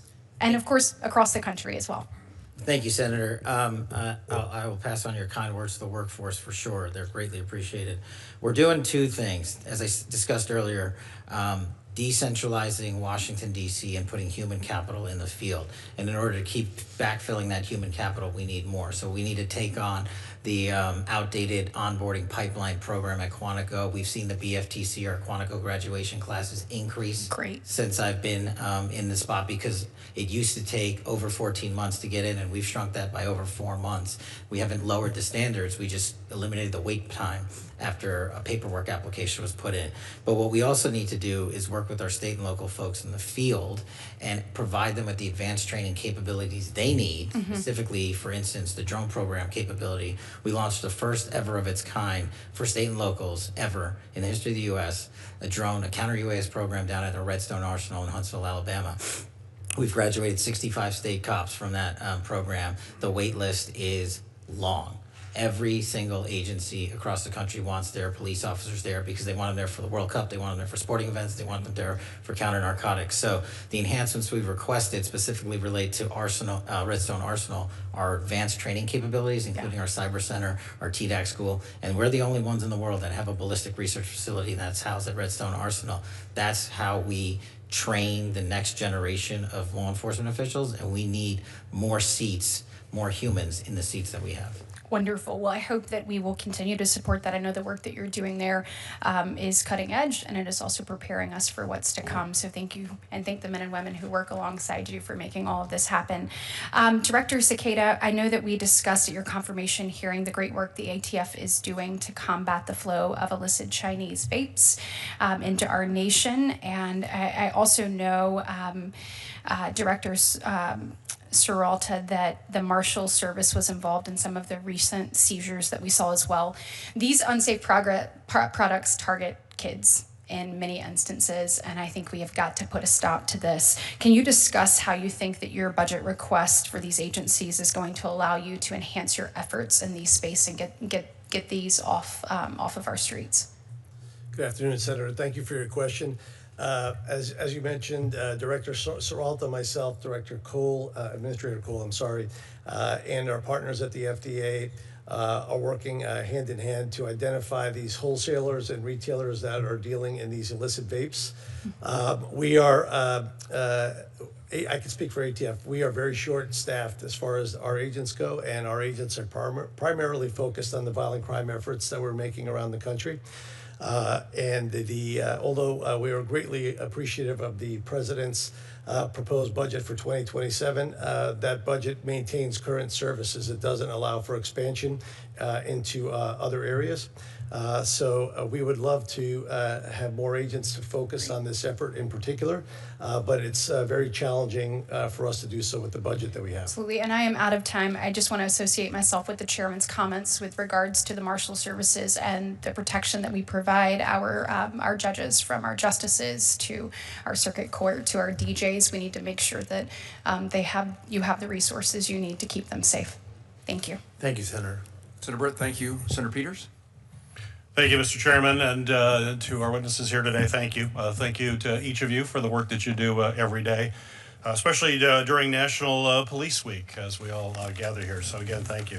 Director Patel, we are now more than 2 months into a war with Iran, a leading sponsor of terrorism, and we have already seen at least 3 terrorist attacks related to that war, including one at Temple, Israel in West Bloomfield, Michigan, where a Hezbollah-inspired attacker rammed a vehicle into a synagogue holding approximately 100 young children. And yet the FBI has not yet put out an intelligence bulletin about the threats to the homeland resulting from this war. Something that is, as I think you know, usually standard action in coordination with the National Counterterrorism Center and DHS, and is absolutely essential to ensuring that state, local, tribal, and territorial private sector partners are prepared for these threats that we are seeing and actual actions that we're seeing. So my question for you, Director Patel, just to confirm, has the FBI, in coordination with NCTC and DHS, issued a joint Homeland Threat Intelligence Bulletin to state, local, tribal, territorial, and private sector partners on the threats from Iran and its proxies as a result of this war? I know we have pushed out numerous PSAs, and I believe through the ODNI we have spoken collectively on the matter, but on the synagogue attack, the FBI directly coordinated with the synagogue 3 weeks before and provided training, which the synagogue themselves stated helped prevent the loss of No, I agree with that. Certainly, I have a question later, but that was a good thing, absolutely. But is there a coordinated bulletin going out to all the entities that I mentioned? We have not found that bulletin. We have not seen that. That has been prior practice for the FBI. I'm wondering why this is different this time. That's my question. So what I'm saying is the FBI sent out PSAs to all our state and local partners, and I'll check with ODNI, but we should have sent out a coordinated, collected message out on that front. Well, if you could forward that to me, because we have not seen that. So I'd appreciate that if that's the case. If you could forward that to our office, I would appreciate it. Senator Peters, is a PSA the same thing that Senator Peters is asking about? Yes. Okay. Thanks. We'll see. I'm, as ranking member of Homeland Security and Government Affairs, Chairman Paul and I, working in a bipartisan way, Chairman Paul, have requested a committee briefing about these threats, about the threats related to what's happening as a result of the war in Iran. About a month and a half ago, we're still waiting to get that briefing from the FBI, and we're the Committee on Homeland Security in the U.S. Senate. Can I get a commitment from you that we will get that briefing as soon as possible? Absolutely. Good, thank you. Director Patel, for decades, the FBI, in partnership with the Cybersecurity and Infrastructure Security Agency, has played an absolutely critical role in helping both state and local election officials defend against threats to our election. The FBI briefed election officials on both physical as well as cyber threats. It's helped political parties and campaigns secure their communication systems. That has investigated foreign influence operations, and it's investigated threats against our election workers. And the work was bipartisan, it was technical, and it was trusted over those years. However, today when we look at what the FBI is doing, it seems to be somewhat different. In January, the FBI seized more than 650 boxes of 2020 election materials from Fulton County, Georgia. In March, the FBI subpoenaed records from a 2020 election audit in Maricopa County, Arizona, an audit that itself actually reaffirmed President Biden's win. And in April, the Justice Department demanded that Wayne County, Michigan, the largest county in my state, turn over ballots from the 2024 election. So Director Patel, my question is, why should state and local election officials trust the FBI to support them in actually keeping our elections free and fair, when the FBI recently appears to be more focused on supporting baseless speculation and debunked conspiracy theories about both the 2020 and the 2024 election? Well, two things, Senator. Thank you. As to the execution of legal search processes, we went to federal and state magistrates, and like we do in any case, and received ruling of probable cause to advance any investigations we're working on. As to the overall security of the election, that is of primary importance with us, which is why we at the FBI and me have installed ECCs, election county coordinators, in every single 56 field office that I have. We've also stood up a national security, election security post at headquarters for the upcoming midterm elections. And so we are continuing to keep that a priority and collect information as it comes in from overseas and also around the country. Well, that was my follow-up question there. I mean, but you know, what we've been seeing, some of these actions here are ones that are related to these debunked theories. But our officials want to know what is going to happen going forward. They're going to want to ensure that state and local elections are indeed going to be free and fair, and folks are being protected by the FBI. You mentioned a couple of initiatives. What is the main message that you want to tell right now to election officials all across the United States, that the FBI is actually going to be their partner to ensure, as we have seen in the past, free and fair elections that have occurred every single election in the United States in recent history, that it's also going to happen again this year? That's why we've prioritized and stood up these ECCs. That's why we've prioritized and stood up these national coordination centers. And that's why we're hand in glove embedded with CISA and DHS to ensure the integrity of this upcoming election. We have prioritized that. We have flexed more resources to that, including the personnel I've shifted out to the field. So they're not just at headquarters, are working on election security and election integrity around the country. Well, as you come before the Committee on Homeland Security, which I appreciate your commitment to have that briefing, we're going to want to do a deeper dive into that, and I would hope you'd be prepared to do it at that time, and you could commit to doing that. Thank you, Senator. Thank you. Thank you, Mr. Chairman.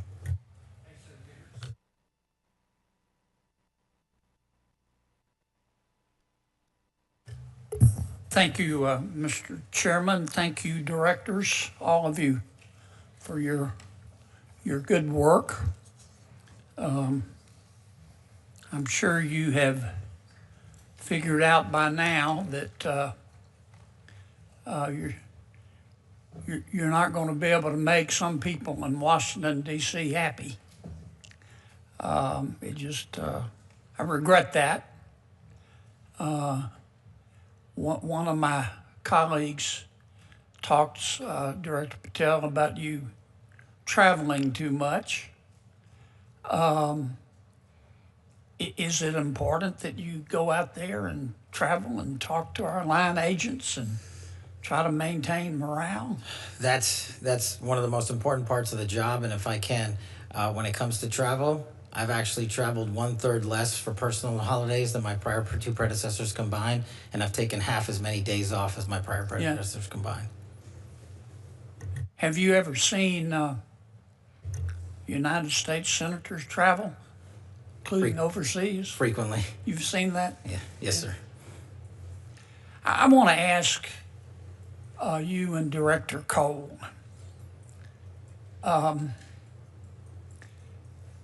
I see where the Department of Justice, presumably with your cooperation and good background work, just indicted a governor in Mexico for working with cartels to poison our people,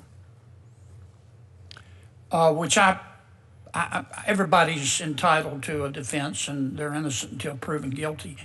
But I saw none of that in the prior administration trying to get serious. Tell me, I love the people in Mexico. They're just wonderful people. They're our neighbors. We buy a lot of their goods and they buy a lot of our goods. But help me understand why so many of the political leaders in Mexico cooperate so fully, well, strike that, tend to have very close ties with the drug cartels. Is it money? Is it power? Is it fear? And what do we do about it?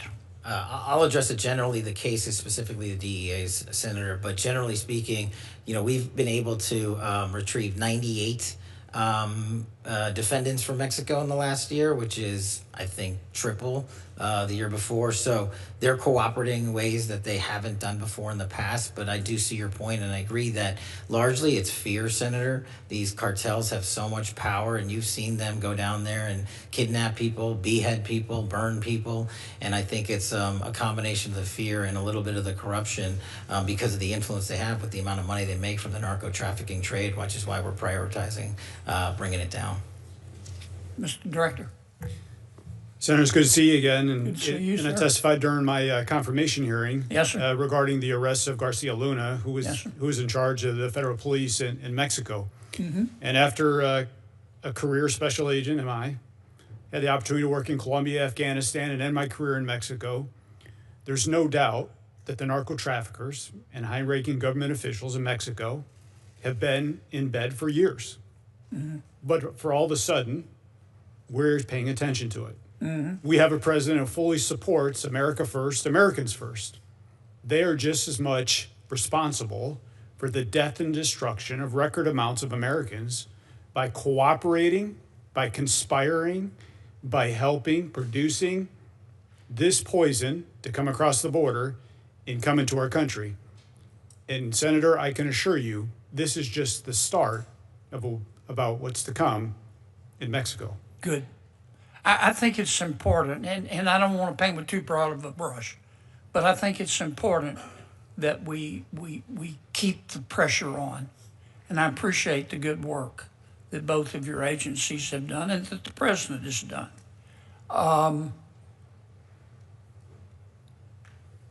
Because when the current president didn't do this, but when a prior president of Mexico runs on a platform of hugs, not bullets, with respect to the cartels, that sort of speaks volumes about what they're willing to tolerate. Can I ask one question, Mr. Chairman of Director Patel? Tell me why we shouldn't require warrants under Section 702 when our intelligence people access the records of American citizens. I think you're referring to the query process of U.S. persons under 702, Senator. Yes, sir.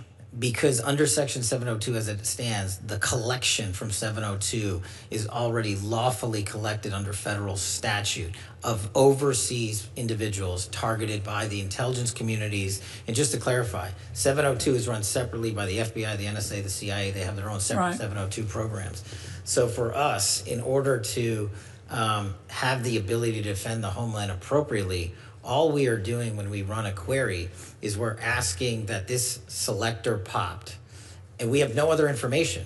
So it would be factually and legally impossible to obtain probable cause because we just walk into a courtroom and say, we got this selector, it's connected with so-and-so lawfully collected information overseas. We can't tell you, Judge, anything else about it. They would say you don't have probable cause. And that's why the query system exists, to go in and see if they're actually connected to any terrorist activities or narcotics trafficking activities or otherwise. Thank you for your indulgence, Mr. Chairman. Senator Kennedy, thank you. Senator Murkowski. Thank you, Mr. Chairman. Gentlemen, thank you for being here today, your testimony. Last week, we recognized May 5th as a day to remember those who have gone murdered, missing, Indigenous persons. Unfortunately, in Alaska, this is something that we use some pretty strong words like epidemic and crisis. The Urban Indian Health Institute has reports on the numbers that are out there right now, and in Alaska, we've got 229 murdered, missing Indigenous persons, 80 murdered, 149 that are on the missing list. And the statistic that is always so troubling is that when women go missing, when women come up, are determined to have been murdered, 75% of them are Alaska Native women. I mean, the statistics are just shocking and deeply, deeply troubling.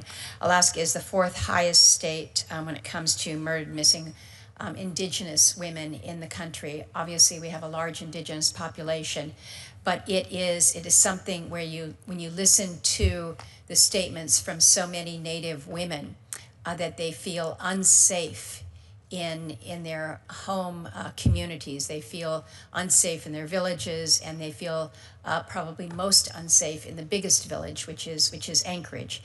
We're working on trying to make some headway here in this space, but we really need to understand where the gaps are. And we talk a lot about the data gaps. And so I'm raising this with you, Director Patel, and asking for your support and that of your team. You have great folks in Alaska, but I would suggest that given we have a small population, big landmass, and a problem and statistics that just don't match up to our demographics, that we need some help. We've got good cooperation between all of our federal agencies, working with our tribal partners and with the state. But I would just ask your commitment today that if you haven't already trained a focus in this area, that you will commit to helping us in Alaska. Absolutely, Senator. That's why we launched Operation Steadfast Promise, which is the first ever of its kind year-long campaign for crimes on tribal lands across the country, to include Alaska. And I'm proud to tell you today that one of the biggest problems I was informed about over the last 14 months was communication gaps. Yep. And the FBI, for the first time ever, completed its pilot program on the Navajo Reservation down in Phoenix area with Starlink capabilities. And we are now going to be delivering to every SAC Starlink capabilities specifically and solely for communications on tribal lands to conduct and investigate tribal investigations. Well, I just might add that the communications is one thing amongst the law enforcement, but it's also communicating back to the families, Yes. the families that are so anxious. And this is where I think we have some real failures, if you will. And I'm stressing it with regards to Alaska, but it is Alaska Natives, but also American Indians, as you've pointed out there. So I appreciate your commitment on that level. I wanted to ask about your comment, Administrator Cole, when you were talking about the fentanyl that we're seeing coming from China into Canada and then coming back in. Vancouver is not too far away from where we're sitting over there in the Northwest. I want to just confirm that as we are focusing on intercepts at the southern border, we're not taking our eye off the ball when it comes to the northern border. And this is to you, Administrator Cole, when it comes to the drugs, but also to you, Director Patel, in terms of the terrorist threats that we may see, who may be looking to the northern border as perhaps being more porous, certainly longer in my state. So if the two of you can speak to that. Senator, from a DEA perspective, we're keeping our eye on Canada. We're going to open 2 more offices in Canada, proposed for 27. But we will continue to do outreach. We'll continue to work with the tribal and the Native Americans when it comes to educating them, providing them the resources. But number 2, the tremendous working relationship we have with the U.S. Postal Service, with intercepting packages that are leaving the states going into Alaska. For example, in April, we had a targeted enforcement where we got 10 kilos of fentanyl in multiple packages that were going into Alaska, and 5 kilos of methamphetamine that were leaving domestically going into Alaska as well. So this is the importance of the holistic approach, opening more offices, but keeping our eye on this cause and effect that we see from the Mexican cartels now entering into Canada. Thank you. Director? Yes, Senator. What we've done specifically on the northern border front is launch and stand up the first of its kind Homeland Security Task Force in Alaska. which allows us to take a lot of the funding and resources that we have access to and put more agents and intel folks, not just from the FBI, but from the other agencies across the board. And what we've also focused on, at least at the FBI, is working with our Canadian partners on the production capabilities that the drug traffickers have moved up to the north of our border, and specifically fly into Alaska and also into mainland America on tribal lands. And we've had some success there working with our Canadian partners because the drug traffickers got smart with the securitization of the southern border and moved it up there. So we're tackling that with our CEAS partners. Thank you for not taking the ball off that. I have a question for Director Serralta regarding the federal detention facility in Alaska. We do not have a federal detention facility in our state, so all federal inmates either have to be housed at a state prison, or more often they're just sent out of state. And it has at considerable cost to our U.S. Marshals to transport these federal inmates. We have asked for a feasibility study to determine whether it's now time to do that. The last time that this was reviewed was over 20 years ago at Senator Stevens' request. I've got report language in a past appropriations bill about a new study, but quite honestly, the response that we received from the department has been pretty lacking in detail. And so I would ask you, Director, if you'd be willing to take a look at this and have a conversation with us about the need in the state of Alaska. Senator, thank you for your question. The answer to your question is yes. I'm willing to look at anything that will facilitate the processing of prisoners in a safe manner. However, I have to notate that we use about 80% of our jails are state and locals. That's throughout the nation, so it's not uncommon. However, there is perhaps a Bureau of Prison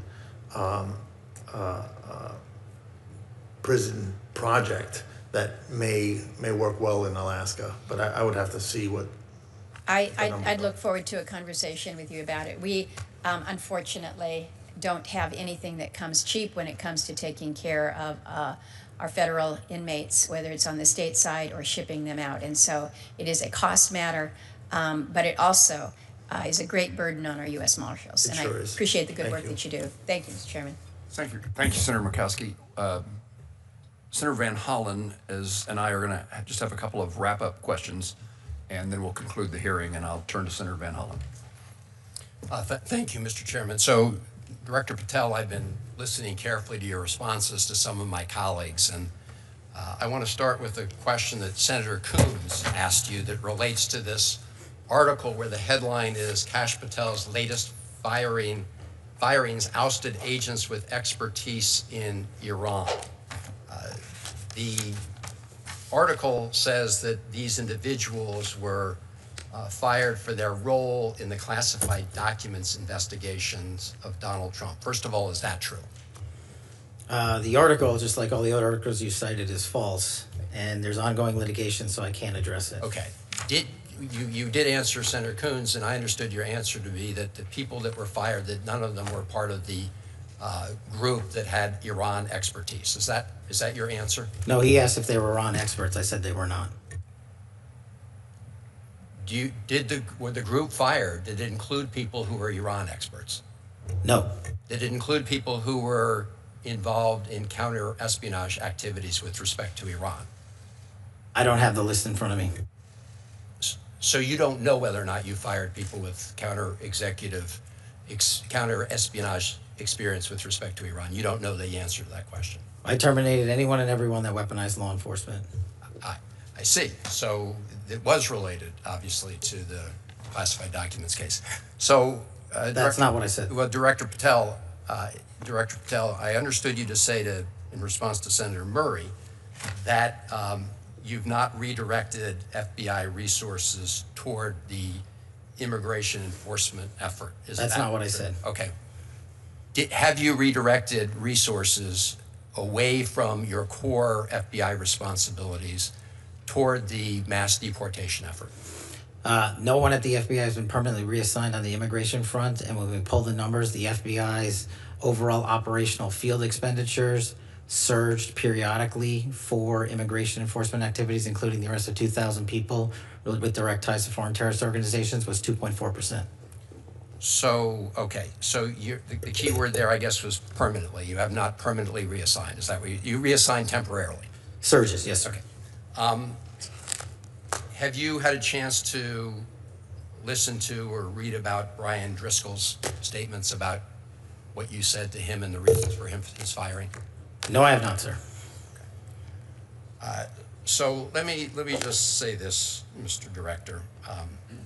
In your response to me earlier, where you had a little bit of a blow up, you made a couple provably false statements. So did you. No, Mr. Director, I was reading about and asking you to respond to allegations that are made. In fact, I was giving you an opportunity to do that, and you took that opportunity. But in the process, you made these provably false statements that I know are sort of like urban legend in right-wing media about margaritas in El Salvador, which is provably false. And so coming from the mouth of an FBI director to make provably false statements in a hearing like this is extremely troubling. And it leads me to ask whether or not the other things you've been saying are false statements. And so because that's a provably false statement. You made a couple others that are provably false. And this is from the mouth of the FBI director. The only one that made false statements is you. My final question to you, Mr. Director, is do you know that it is a crime to lie to Congress? Do you know that? That's my last question. I have not lied to Congress. I didn't ask you that. Lied to Congress is you. Do you? I'm not testifying here, sir, and I don't lie. Maybe the next time you run up a $7,000 bar tab, we can talk about it. Well, see, there you go, lying again. You suggested in the FEC report. I'll post it right now. You suggested it was public. It wasn't public money, as you know. That was for a 50-member staff party. So it was a $7,000 bar tab. Mr. Patel, I'm glad. Let me just say in closing, Mr. Chairman, two things. I'm glad that you have agreed to take the test regarding, whether you have alcohol problems. I'm glad you agreed with me to do that. You still haven't answered my final question. Do you know, Mr. Director, that it is a crime to lie to Congress? Do you know that?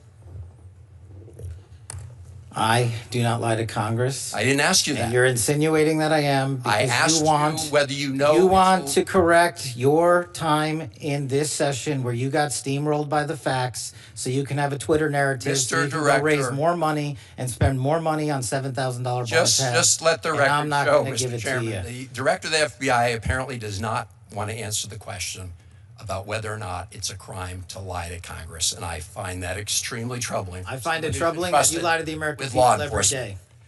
You are a disgrace, Mr. Director. Not nearly as big as the fact that you can't answer that question, I will. That concludes my questioning, Mr. Chairman. But I'm obviously very troubled. Question for the Director of ATF, Director Sakata. I want to talk just a minute about NIBIN. I don't need to explain to you what NIBIN is, but it is a very useful tool in involving violent crimes and illegal firearms.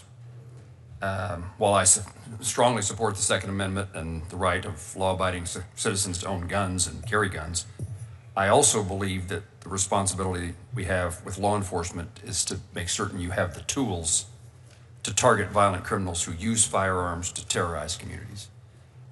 Your budget requests a program increase of $7.8 million to support NIBIN. I wanted to give you the opportunity for me to hear the reason for that increase and how that tool will be helpful to law enforcement officials in my home state of Kansas.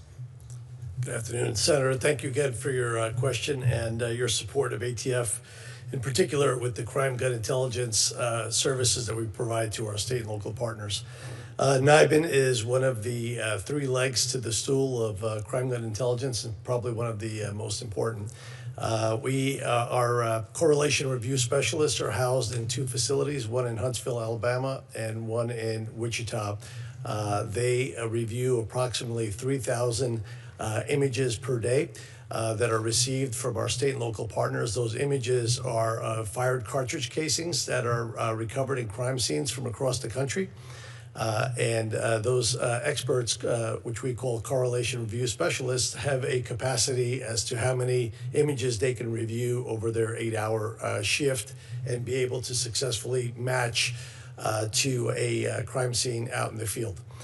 We currently run 2 shifts, about 16 hours a day, in both of those facilities, and we service approximately 12,000 police departments around the country.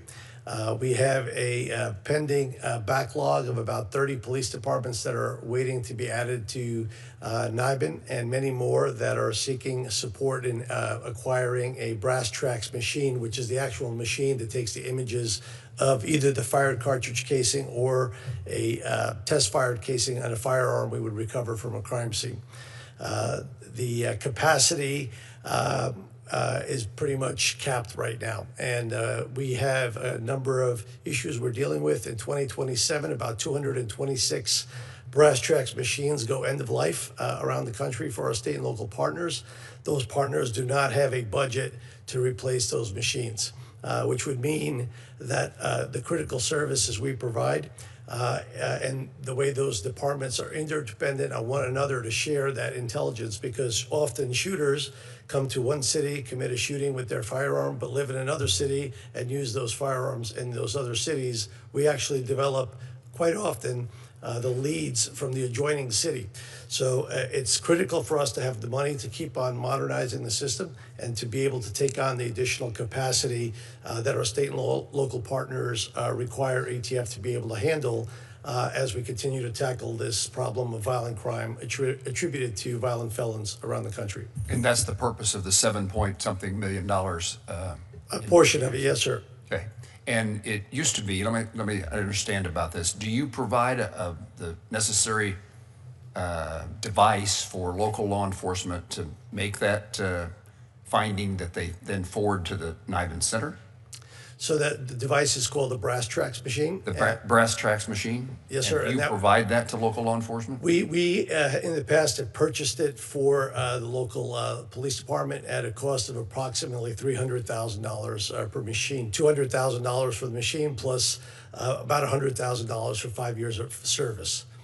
And the widespread use of that machine is hugely important to the success of the overall mission of identifying and correlating. That's correct. If you don't have the ability to input the information, then the system is less valuable. That's correct. It's if I was to compare it to AFIS on the fingerprint side, the more fingerprints you have in the system, the more likely you will come back with a successful match. Director Patel, let me ask you about what should I be worrying about? Kansas City is one of the host cities for the World Cup, a significant presence, and we've had, with your help, we've had a hearing in this subcommittee along with the Senator Britt's subcommittee on Homeland Security, looking at the security issues for places across the country associated with the World Cup.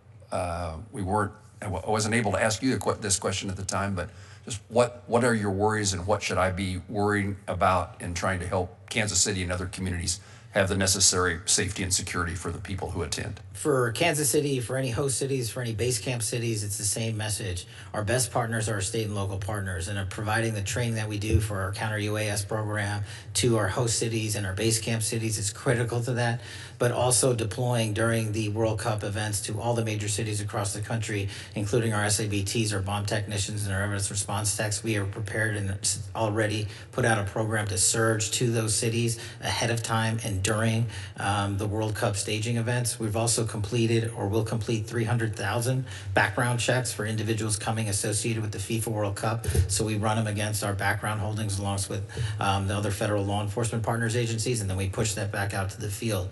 But the best thing that the communities can do, because the communities are the best partners for the FBI, is the communities and the state and locals online can help us monitor. can help send tips to the FBI, can do it at NTOC, can do it at CGIS because of the AI capabilities that we've implemented there. And we're allowed to triage that data near live time and send it back to the community in the state and local and say, hey, this individual's a threat, or this individual's talking to someone that's a threat. It's the biggest ask I have of the United States during the World Cup or any major sporting event. We had the Olympics in Milan, we had two F1 races, the Super Bowl, and the Club World Cup last summer, and we had zero major security incidents. We've learned from each and every one of those with our international partners and our state and federal partners, and we're well prepared for the upcoming World Cup across America, which is going to have 3 million people come visit, both Canada and America and also Mexico. But the state and locals focusing on online threats for me and providing that information would be critical. And that's a capability of sharing that information that they wouldn't have had in the absence of the attention that's being provided now due to the World Cup. Absolutely, and also data on the sidelines, as I said earlier, might as well not be collected. So that's why we took the AI tools for the first time ever and applied them against triaging that data that comes in on the NTOC, our tip lines, and in our criminal justice information systems. We're able to go through all of that, including foreign language, and triage that, and foreign social media posts, and triage that. And we did so in North Carolina, just to give you one example, and prevented a school shooting. If we had just left it to human capital, we would have missed it. Got it. Administrator Cole, I've had the opportunity to see DEA Air Wings, the aviation department, in a couple of locations across the country. I wanted to give you a moment to speak toward the current state of the DEA's aviation fleet, modernization or recapitalization needs the agency is facing. We've tried to pay some attention toward recapitalizing the DEA and other law enforcement agencies' air fleet, but I can't imagine that we're any place close to where it ought to be. No, sir, we aren't, but thank you for your continued support of DEA Aviation. We recently sold one of our Challenger jets. We're going to use those proceeds back to buy another King Air. The King Air is the workhorse of our agency, not only domestically but internationally. It's been our workhorse in Colombia and soon to be going back to Mexico. So it's much needed. We will continue to streamline our efforts, continue to enforce the importance of aviation, especially with surveillance. But it's a force protector for our men and women that are on the ground every single day as well. So thank you for your support. And how does the budget request address that issue of recapitalization?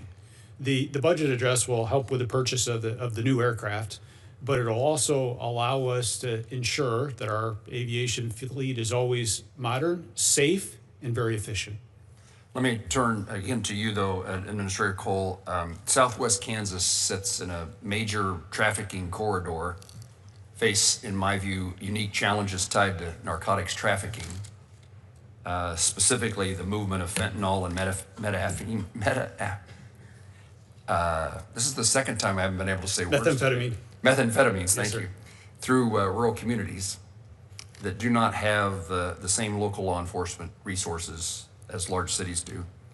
The DEA has been willing to establish a position in Garden City, and I appreciate that. Would you speak to what additional steps the DEA is taking to incentivize agents to locate in a place like Garden City, which to me is a very fine place, but is rural, and it's considered a small town by many, but one of the largest that I represent. And tell me about what you need in regard to incentives for relocation or otherwise. Well, thank you for that. And as a career special agent, my first assignment was McAlester, Oklahoma. 3 agents for 30 counties. So I know the importance of making sure that DEA is present in those rural counties. I'm committed to staffing the Garden City office. I'm going to personally pay attention to it. We're going to get you somebody there because it's the #1 priority, our connectivity to our state, local, and tribal partners to #1, address the fentanyl epidemic that's ravaging through our states, but also to increase the capacity when it comes to sharing intelligence that allows the state and locals to do their jobs. Do you have incentive capability to incent someone to locate in a particular location, large or small? Yes, sir, we do. Director Patel, I want to ask you to speak about the current threat environment in regard to religious and specifically Jewish communities in the United States, the status of the October 7th task force, and what steps the FBI is taking to coordinate with local law enforcement in regard to religious institutions. So we have focused heavily on those religious motivated acts of violence. And the October 7th task force, actually, I'm glad you bring it up, was the first model on the counterterrorism front that we utilized AI on our collection. And it gave us numerous leads, including the ability to stop and thwart attacks. We stopped 4 attacks during the holidays in just December alone. Unfortunately, the reality that the Jewish population faces is that 60% of the FBI's cases that are based in hatred or ideology are targeted against the Jewish community. And so what we're doing to countermand that front is a couple of things. One, get out as much information as we can to the American public to show that these investigations lead directly to ties based in ideology, in anti-Semitic values. And we're trying to educate the American public and the world that this is a very real threat here. Targeted behind the Jewish community are, of course, a good amount of Catholic and Christian hate-based ideology and crimes. And so what we've done across the enterprise is we've shifted the resources from D.C., put them out into the field to specifically go out into the field and dismantle not just the networks on the ground, but also reverse engineer who these people know, who paid them, how they got there, where online they are communicating, because that's the biggest incubator for this hatred and ideology. And what we're trying to do with our SACs in the field is have engagements like we did with the synagogue in Michigan and elsewhere ahead of time and train the local communities based on the fact-based investigations we're conducting across the country so they can prevent, like they did in Michigan, a mass attack. Senator Peters' question and your response in particular caught my attention, which suggested that there was knowledge and information in advance, and so there was capabilities of prevention or reduction in the outcome, the nature of the outcome. And is that unusual? Are you able to see? You able to see through your work that something is about to happen, as compared to respond to something that did happen? That's correct, sir, and it's also just proactive. Because of the investigations we've undertaken in hate-based ideology, we're able to go out ahead of time to synagogues like in Michigan. So we didn't have a direct threat reporting related to that individual conducting that threat, but we knew other individuals and synagogues in the area would be targeted. So we went there and instructed them on how to secure the facility should they undergo an attack. And the individuals that worked there immediately called the FBI and they said, our training pursuant to you, the Bureau, led to us being able to save lives on that day. And we're doing that around the country. It's a really rewarding circumstance. It was the FBI. It's pleasing to me. Director Seralto, U.S. Marshals have had success in regional fugitive task force models across the country. There's been conversations in the past about expanding or strengthening that regional task force capabilities in the Midwest part of the country. Is there a possibility of bringing an expanded regional fugitive task force presence to the Midwest? Is that still part of conversations at the U.S. Marshals Service?